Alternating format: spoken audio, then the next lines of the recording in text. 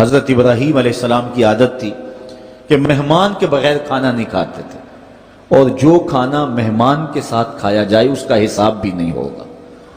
ساری زندگی یہ ان کا معمول رہا ہے۔ ایک دن بھوک لگی، گھر والوں کو کھانا پکانے کا کہا اور خود مہمان ڈھونڈنے نکلے۔ ایک شخص کو جو کہ بوڑھا تھا لے آئے، دسترخوان پہ بٹھایا، کھانا جب لگ گیا تو اس کو کہا اللہ کا نام لے کے شروع کرو۔ اس نے کہا میں تو اللہ کو نہیں مانتا۔ آپ نے فرمایا کہ میں تیرے سے کوئی ربط، رشتہ اور تعلق نہیں رکھتا، اللہ ہی کے نام پہ تجھے کھلا رہا ہوں، تو میرے رب کا نام تجھے کم از کم لینا چاہیے۔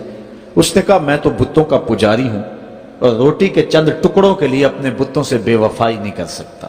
حضرت ابراہیم علیہ السلام بولے جب تو اتنا غیرت مند ہے کہ میرے رب کا نام نہیں لیتا اور اپنے بتوں سے بے وفائی نہیں کر سکتا، تو پھر میرا بھی تو کیا لگتا ہے، اگر میرے رب کو نہیں مانتا تو میں تو کھانا اس رب کے نام پہ کھلاؤں گا، کھاتا ہے تو ٹھیک، نہیں تو تیری مرضی۔ وہ حضرت ابراہیم علیہ السلام کے دسترخوان سے اٹھ کے چلتا بنا، وہ گیا تو جبریل امین حاضر ہو گئے، سلام دیا، سندیسہ سنایا۔ رب کہتا ہے اے میرے خلیل، تو نے میرا ایک بندہ ناراض کر دیا۔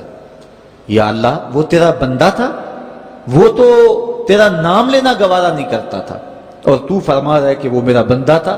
ارشاد ہوا ابراہیم بتاؤ اس کی عمر کتنی ہوگی؟ یا اللہ 80 سال کے قریب ہوگی۔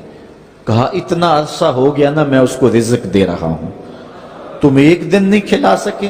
اب حضرت ابراہیم اس کو ڈھونڈ رہے ہیں، وہ دور پہاڑ پہ جا چکا ہے، اس کے قریب پہنچے، کہا میاں کھانا ٹھنڈا ہو رہا ہے جلدی آؤ۔ اس نے کہا ایک شرط ہے، تمہارے رب کا نام نہیں لوں گا۔ کہا نہ لینا آؤ۔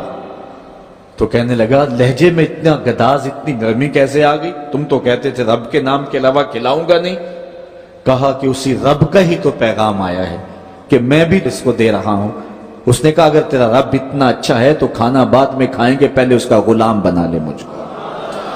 تو وہ رب ہے سب کا، ہمارا حق ہے کہ ہم اس کی پوجا کریں۔ تو اللہ تعالیٰ جل شانہ نے ارشاد فرمایا یا ایھا الناس اعبدوا ربکم، اپنے رب کی عبادت کرو۔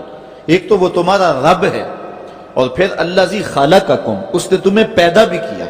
توجہ چاہوں گا، کتنی شان ہے کہ اس نے تخلیق بھی کیا اور پھر اس نے تمہاری تربیت بھی کی۔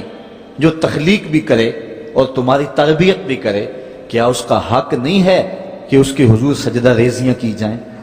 ساری زندگی انسان ماں کی خدمت کرتا رہے تو بتاؤ ماں کی خدمتوں کا بدلہ دے سکتا ہے؟ ماں کے پیار کا صلہ دے سکتا ہے؟ تو انسان جتنی مرضی خدمت کر کے ماں باپ کو راضی کرنے کی کوشش کرے وہ تو راضی ہوتے ہیں، بلکہ نالائق اولاد کے لیے ماں باپ کی دعائیں اور زیادہ ہوتی ہیں۔ تو انسان ان کی خدمت کا حق نہیں دے سکتا۔ ماں باپ کے اتنے حق کیوں ہیں؟ اس لیے کہ ماں نے بیٹے کو جنم دیا، جس نے جنم دیا ہے اس کے اتنے حق ہیں، تو جس رب نے خلق کیا ہے اس کے کتنے حق ہوں گے؟ جس نے تخلیق کیا ہے، دستے قدرت سے بنایا ہے، تو پھر اس کے کتنے حق ہوں گے؟ تو مجھے بتائیے اس شخص سے بڑا بدبخت کوئی ہو سکتا ہے جو اللہ کے حضور سجدہ ریزی نہیں کرتا؟ صبح کے وقت چڑیاں بھی اللہ کا نام لے رہی ہوتی ہیں، حشرات الارض بھی رب کا نام پکار رہے ہوتے ہیں، بلوں سے سر نکال کر جانور بھی اللہ کا نام پکار رہے ہوتے ہیں، اور اس شخص سے بڑا بد نصیب زمانے میں کوئی نہیں ہے کہ جو اللہ کے حضور جھکنا نہیں جانتا، جو اللہ کے حضور جو ہے وہ عبادت کا سر نہیں رکھتا۔ وہ رب ہے جو تمہیں پیدا کرنے والا ہے۔ ماں کے رحم کے اندر کون نقش و ونگار دینے والا ہے؟ کس نے گوشت کے لوتھڑے کو بولنا سکھایا ہے؟ کس نے چشم خانوں کے اندر روشن چراغ رکھ دیے ہیں؟ اور کس نے سر کے اندر ایک نشیط اور روشن دماغ رکھ دیا ہے؟ کس نے ہاتھوں کو پکڑنے کی قوت دی اور کانوں کو شنوائی کی طاقت دی؟ اور کس نے جو ہے وہ سونگھنے کی قوت اور قوت شامہ ناک کے نتنوں کے اندر رکھ دی؟ کون ہے جو ٹانگوں میں زور پیدا کرتا ہے؟ کون ہے جس نے چھاتی کو طاقت دی؟ کون ہے جس نے انسانیت کو احسن تقویم بنایا؟ انسان، کیا تیرا حق ہے کہ مسجد کے قریب سے تو گزر جائے اور اللہ کا نمائندہ پکار رہا ہو حیا علی الصلاۃ حیا علی الفلاح، آجا نیکی کی طرف، آجا نماز کی طرف، اور تو جو ہے وہ اس کو سننے کے باوجود گزر جائے؟